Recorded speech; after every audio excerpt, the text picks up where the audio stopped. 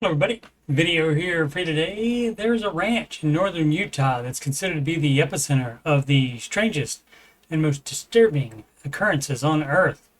Bizarre UFO sightings, animal mutilations, and unusual energies that have proven harmful to humans.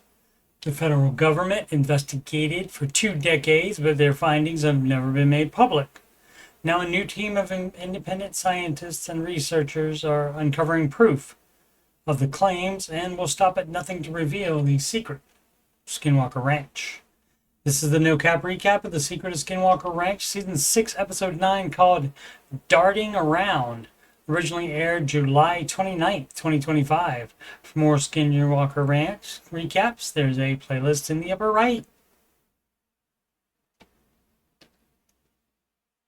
Dr. Tyler opens the episode by saying that it's hard to pick the strangest thing they've seen on the ranch, but it would probably be the gigantic sphere or bubble detected by LiDAR several times.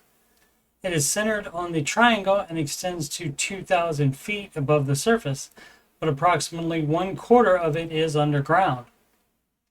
The interesting thing about that is that LiDAR can't see underground, but shows evidence of the bubble underground anyway.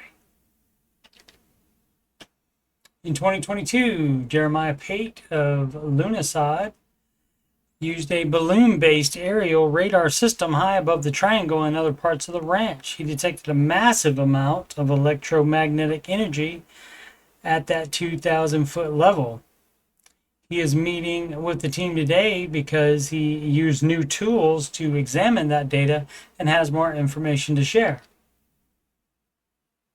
This is an updated view of the data. The purple indicates weaker energy levels, although they are about 10% higher than would be normally seen in this type of environment. The brighter colors are stronger electromagnetic energy. The orange and red indicate levels that are 10,000 times the normal amount. That is above the triangle. Jeremiah says he absolutely has not seen anything like this. The closest thing he has seen to this is data from a lightning strike. But Dr. Taylor points out that on the ranch it was continuous. Jeremiah also says that there is no technology that we know of today that could create something like this, as it's on the order of gigawatts.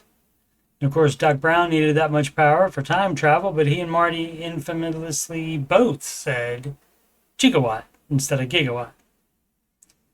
Jeremiah estimates the source of the energy to be between 3,000 and 5,000 feet above the surface. So that would be above the bubble as well. In an experiment a few weeks prior, a rocket equipped with a GPS tracker was launched and experienced GPS data corruption at about 3,200 feet. As the rocket fell back to the ground, it appeared to be pushed away from the bubble. Jeremiah says that in the past 2 years, they have updated their technology and would like to come back to the ranch for more data collection. Dr. Taylor says, "I can't wait to get you back out here." At the Mesa drill site, one of the drillers says that they have gotten through the hard spot. That was 45 inches thick.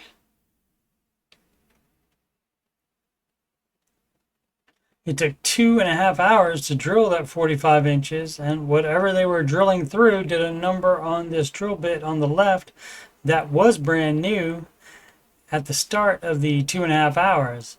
On the right is a new one. An additional detail is that it did not create any heat despite being worn down so much, which makes one think of the spoils items found from Borehole 1 last season and Borehole 2 this season that were analyzed and found to be similar to what space agencies use to protect spacecraft.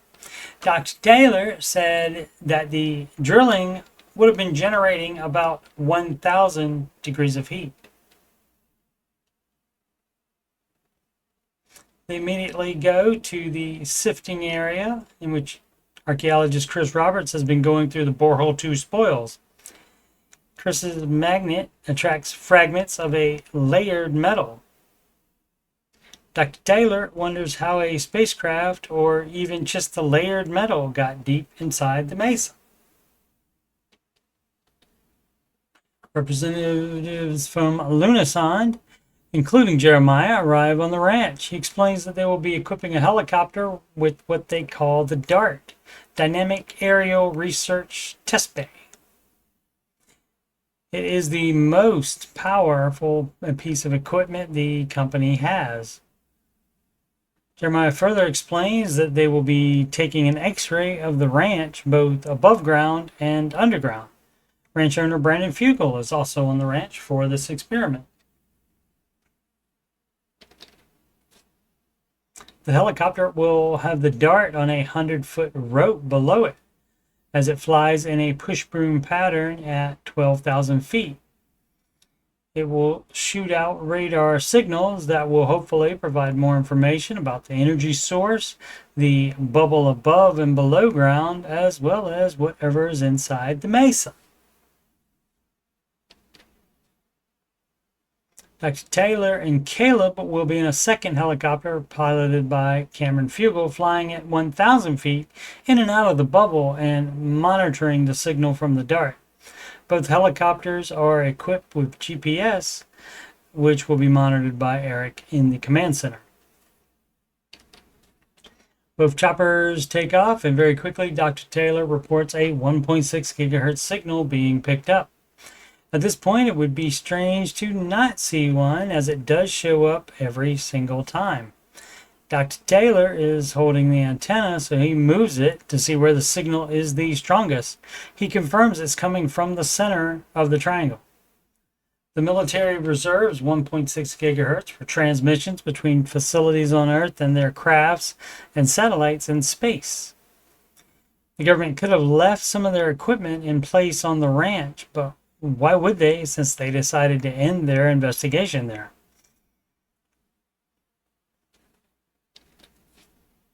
A signal that isn't being picked up is the 18 megahertz one between Helicopter 1 and the DART. Helicopter 2, the command center, nor the ARC sees that signal. All three are inside the 2,000-foot radius of the bubble. Then the DART software tells Jeremiah that it has heated up to 185 degrees, which is odd because he says it's 47 degrees at that altitude. They abort the experiment and land to troubleshoot the DART error and the 18 megahertz signal problems. While Lunasonde troubleshoots, Dr. Taylor decides to do a different experiment in Helicopter 2. He will fly in and out of the bubble, have Thomas stand in the center of the triangle with a walkie-talkie to have its signal strength monitored. Cameron is transmitting the entire time he's flying over the triangle, but both Thomas and us hear nothing. Also, Dr. Taylor saw no evidence of the transmission on his spectrum analyzer. Jeff reports that from the moment Cameron flew into the bubble, that he started getting all kinds of drone errors and couldn't take off, but it went back to normal as soon as Cameron left the bubble. Eric asked Jim to take this LiDAR drone to the center of the triangle and scan from the ground as they pass overhead. Jim is scanning the triangle and mesa beyond it with no problems,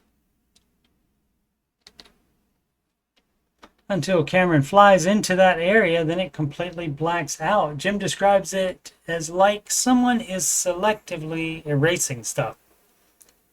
The communications between Thomas and Helicopter 2 were also completely cut out again, not even any static.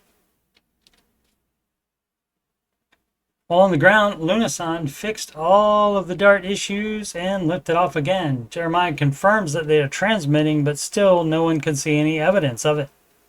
He says that he is seeing that the DART is collecting data, so Helicopter 2 lands so as to not interfere with that. The rest of the scans are completed without incident as far as Jeremiah can tell. The next day, while waiting to hear from Jeremiah, the team monitors the Mesa drill site beacon signal, which now that they are past the hard drilling section, of course they're going to have trouble with.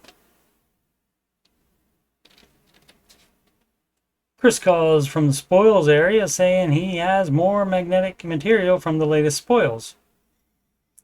These are just like the ones previously found, except that they are 85 feet further into the mesa.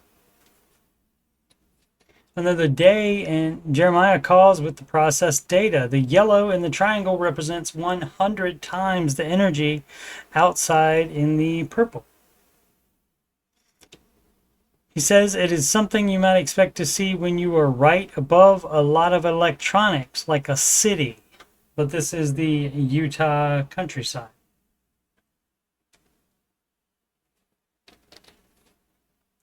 He also says that it's almost like clouds of energy on the left that continue across the river, called Dry Gulch Creek on the right side. That's at the location of the southern boundary of the bubble where the team has experienced multiple electronic anomalies, including GPS trackers reporting that they are 5,000 feet underground. The below ground scans show water, but also a tunnel from the triangle to the mesa. Underground structures have long been part of the ranch lore.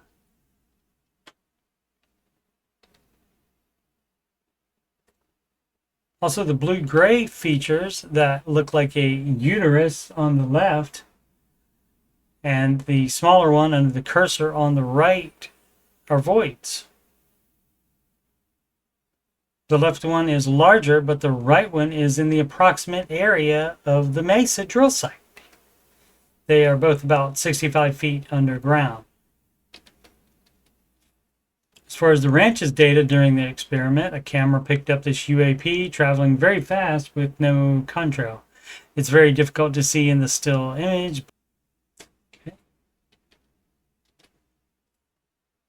I'll continue recapping Season 6 this summer and possibly early fall, depending on how many episodes there are, as well as retro no-cap recaps of Seasons 2 through 4 of The Secret of Skinwalker Ranch.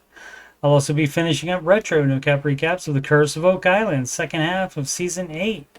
All of the other seasons and episodes are already done and are in that Oak Island playlist. Thank you so much for watching. Please subscribe, like, and comment.